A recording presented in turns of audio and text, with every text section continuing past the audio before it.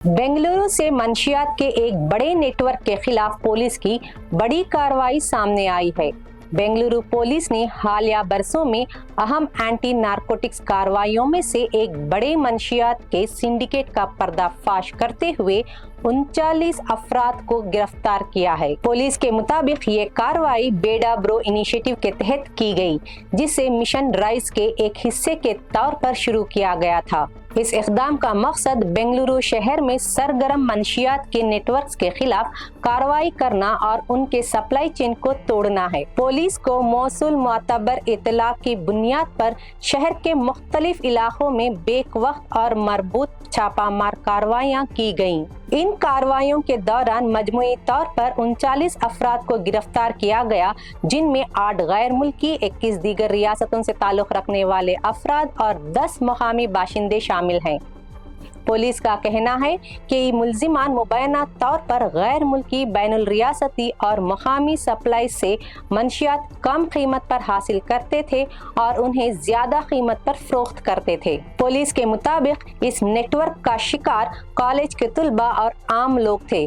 कार्रवाई के दौरान पुलिस ने बड़ी मिकदार में मुख्तलिफ किस्म की मंशियात बरामद की हैं, जिनमें 21.641 kg MDMA, 738 ग्राम कोकेन, 4.493 kg हाइड्रो गांजा, 1.065 kg ओपियम और 25 ग्राम मोरफिन शामिल हैं। यानी पुलिस ने मजमूई तौर पर मंशियात की एक बड़ी खेप कब्जे में ले ली है।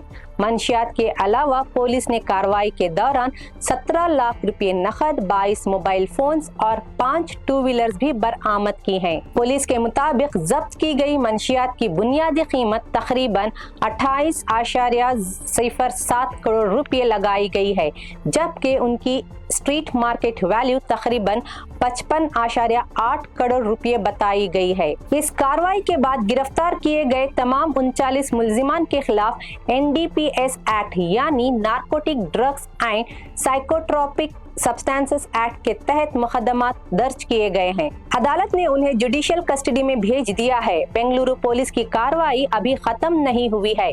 तफ्तीश का अगला मरहला उन मुबैना सप्लायर्स तक पहुंचना है जो गिरफ्तार मुल्जिमान को मंशियात फराहम कर रहे थे। पुलिस अब गैर मुल्की, बैनुल रियासती और मकामी सप्लाई चेन से जुड़े अफराद की शनाख्त और उनका सुराग निकालने की कोशिश कर रही है। पुलिस का मकसद सिर्फ गिरफ्तार किए गए अफराद तक कार्रवाई महदूद रखना नहीं है, बल्कि इसे पूरे नेटवर्क के पीछे मौजूद मुबैना सप्लाईज और दीगर राबितों का भी पता लगाना है। बेड़ा ब्रो इनिशिएटिव के तहत की गई इस कार्रवाई को मिशन राइज के तहत बेंगलुरु में मंशियात के खिलाफ पुलिस की एक अहम कार्रवाई करार दिया जा रहा है। इस केस में मजीद गिरफ्तारियां और अंकशाफात होने का इम्कान है, क्योंकि पुलिस मंशियात की सप्लाई के पूरे नेटवर्क की कड़ियां जोड़ रही है। फिलहाल 39 मुल्जिमान अदालती हिरासत में हैं और मामले की मजीद तफ्तीश जारी है।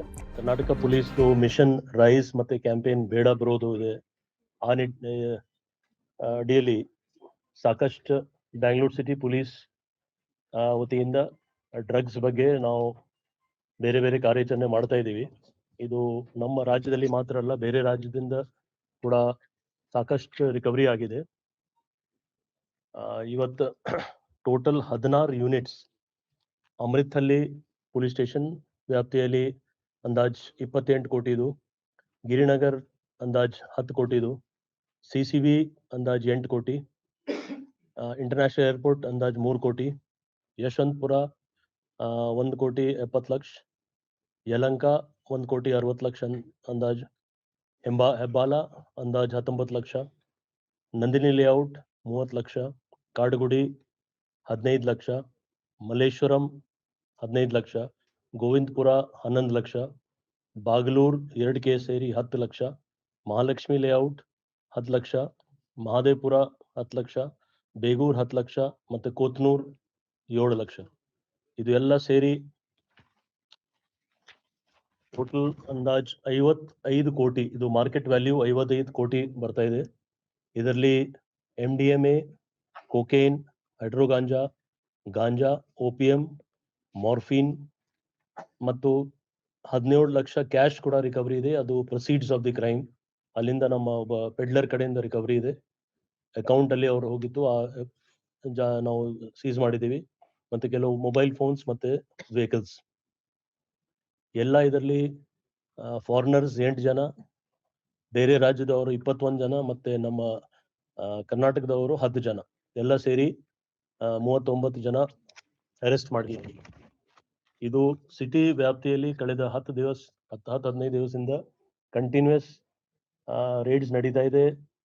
ಸಿಟಿಯಲ್ಲಿ, ರಾಜ್ಯದ ಬೇರೆ ಭಾಗದಲ್ಲಿ ಮತ್ತೆ ಹೊರ ರಾಜ್ಯದಲ್ಲಿ.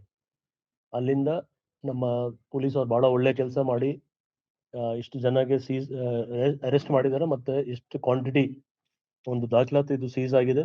ಮಾರ್ಕೆಟ್ ವ್ಯಾಲ್ಯೂ 58 ಕೋಟಿ 80 ಲಕ್ಷ ಇದೆ. ಮತ್ತು ಇನ್ನೂ ಕೆಲವರು ಎಲ್ಲ ನೀವು ನೋಡಿರ್ಬೋದು, ನಾವು ನಮ್ಮ ಟೀಮ್ಸ್ ಜೊತೆಗೆ ಮಾತಾಡುವಾಗ ಅವ್ರು ಆಲ್ರೆಡಿ ಅವ್ರ ಹತ್ರ ಇದರದ್ದು ಇನ್ನು ಎಲ್ಲಿ ಸೋರ್ಸಸ್ ಇದೆ, ಎಲ್ಲಿ ಡಿಸ್ಟ್ರಿಬ್ಯೂಟ್ ಇದೆ, ಅದರ ಬಗ್ಗೆ ಮಾಹಿತಿ ಇದೆ, ಅದನ್ನು ಪತ್ತೆ ಮಾಡ್ತಾರೆ.